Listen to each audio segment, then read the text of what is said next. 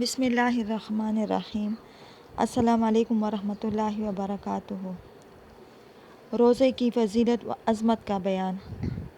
سیدنا ابو ہریرہ رضی اللہ عنہ سے روایت ہے کہ رسول اللہ صلی اللہ علیہ وآلہ وسلم نے فرمایا کہ روزہ عذاب الہی کے لیے ڈال ہے، پس روزہ دار کو چاہیے کہ فحش بات نہ کہیں اور جہالت کی باتیں مثلاً مذاق، جھوٹ، چیخنا چلانا اور شور و غل مچانا وغیرہ بھی نہ کرے۔ اگر کوئی شخص اس سے لڑے یا اسے گالی دے تو اسے چاہیے کہ 2 مرتبہ کہہ دے کہ میں روزہ دار ہوں، قسم اس ذات کی جس کے ہاتھ میں میری جان ہے، کہ روزہ دار کے منہ کی خوشبو اللہ کے نزدیک مشک کی خوشبو سے بھی زیادہ عمدہ ہے۔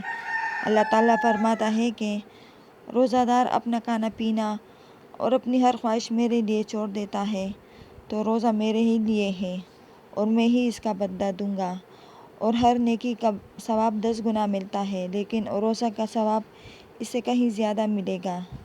روزے داروں کے لیے جنت کا دروازہ ریان ہے۔ سیدنا سہل رضی اللہ عنہ نبی صلی اللہ علیہ وسلم سے روایت کرتے ہیں کہ آپ نے فرمایا، جنت میں ایک دروازہ ہے جسے ریان کہتے ہیں، اس دروازے سے قیامت کے دن روزہ دار داخل ہوں گے، ان کے سوا کوئی بھی اس دروازے سے داخل نہ ہوگا۔ کہا جائے گا روزہ دار کہاں ہیں؟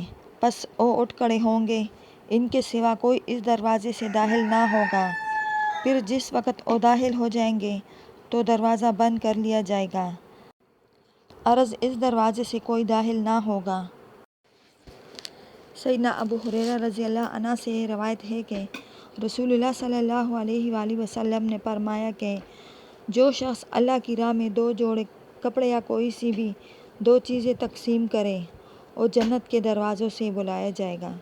فرشتے کہیں گے کہ اے اللہ کے بندے، یہ دروازہ اچھا ہے، اس میں سے آ جا۔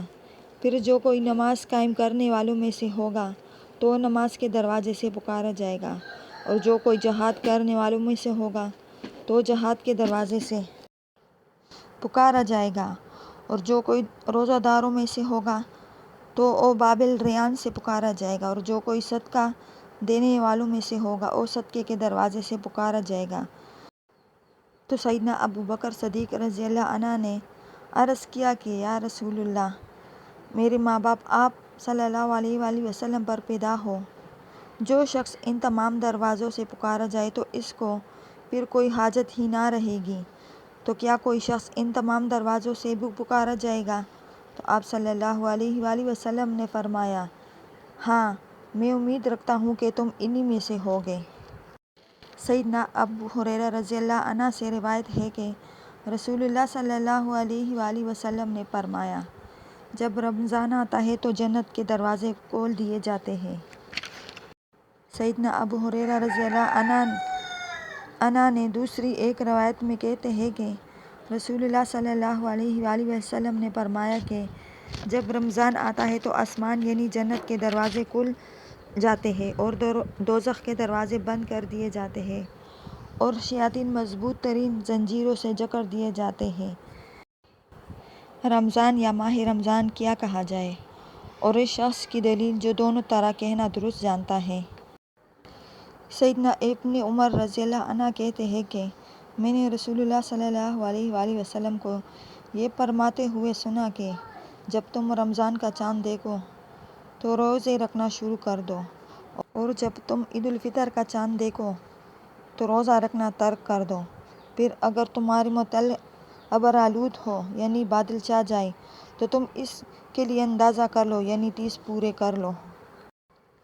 جس نے روزے میں جھوٹ بولنا اور لغو کام کرنا نہ چھوڑا تو اس کا روزہ مقبول نہ ہوا۔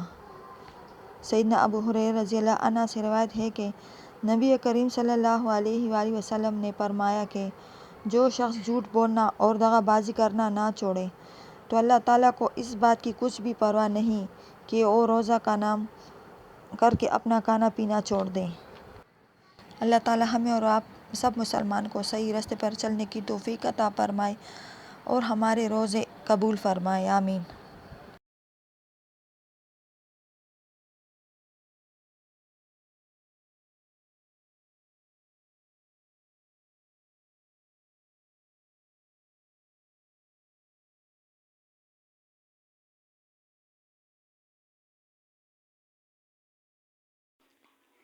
مہمان نے خوب کھانا کھایا اور انصاری کا یہ پورا گھرانہ بھوکا سویا۔